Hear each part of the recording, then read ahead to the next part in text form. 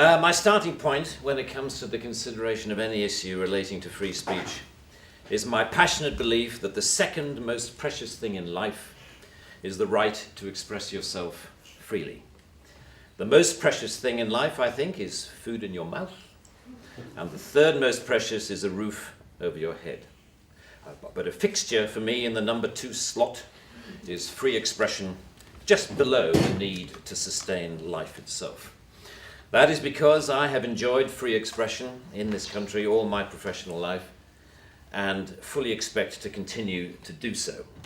Personally, I suspect highly unlikely to be arrested for whatever laws exist to contain free expression because of the undoubtedly privileged position that is afforded to those of a high public profile. So my concerns are less for myself and more for those more vulnerable because of their lower profile. Like the man arrested in Oxford for calling a police horse gay, or the teenager arrested for calling the Church of Scientology a cult, or the cafe owner arrested for displaying passages from the Bible on a TV screen. When I heard of some of these more ludicrous offences and charges, I remembered that I had been here before in a fictional context. I once did a show called Not the 9 O'Clock News some years ago, and we did a sketch where Griff Rhys-Jones played Constable Savage, a manifestly racist police officer to whom I, as his station commander, is giving a dressing down for arresting a black man on a whole string of ridiculous, trumped-up and ludicrous charges.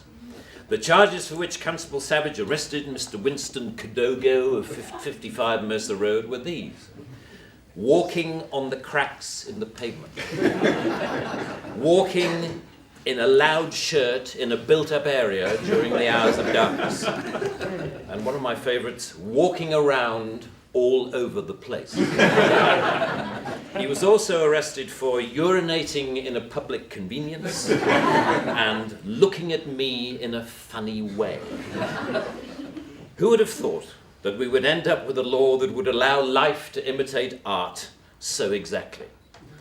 I read somewhere a defender of the status quo claiming that the fact that the gay horse case was dropped after the arrested man refused to pay the fine, and that the Scientology case was also dropped at some point during the court process, was proof that the law was working well, ignoring the fact that the only reason these cases were dropped was because of the publicity that they had attracted. The police sensed that ridicule was just around the corner and withdrew their actions. But what about the thousands of other cases that did not enjoy the oxygen of publicity, that weren't quite ludicrous enough to attract media attention? Even for those actions that were withdrawn, people were arrested, questioned, taken to court, and then released. That isn't a law working properly. That is censoriousness of the most intimidating kind, guaranteed to have, as Lord Dear says, a chilling effect on free expression and free protest. Parliament's Joint Committee on Human Rights summarised, as you may know, this whole issue very well by saying, while arresting a protester for using threatening or abusive speech may, depending on the circumstances, be a proportionate response, we do not think that language or behaviour that is merely insulting should ever be criminalised in this way. The clear problem with the outlawing of insult is that too many things can be interpreted as such. Criticism is easily construed as insult by certain parties. Ridicule easily construed as insult. Sarcasm, unfavourable comparison, merely stating an alternative point of view to the orthodoxy can be interpreted as insult. And because so many things can be interpreted as insult, it is hardly surprising that so many things have been, as the examples I talked about earlier show.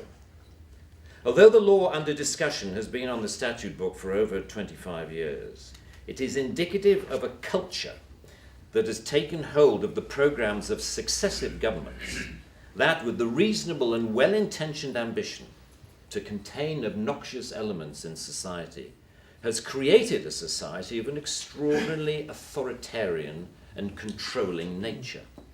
It is what you might call the new intolerance, a new but intense desire to gag uncomfortable voices of dissent.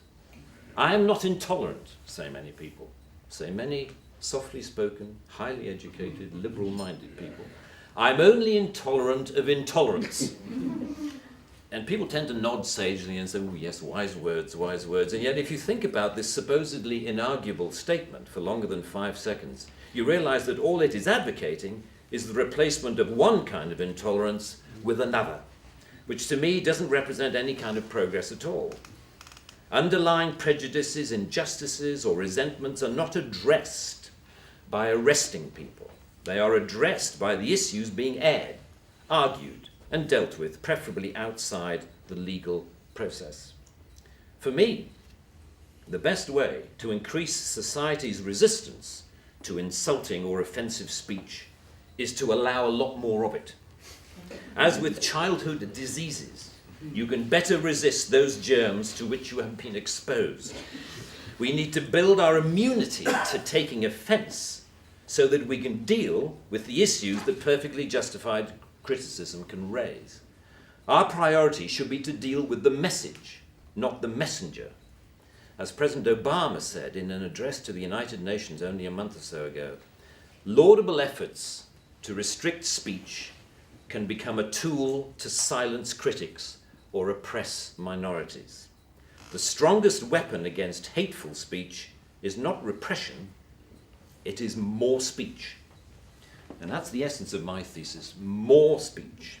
If we want a robust society, we need more robust dialogue, and that must include the right to insult or to offend.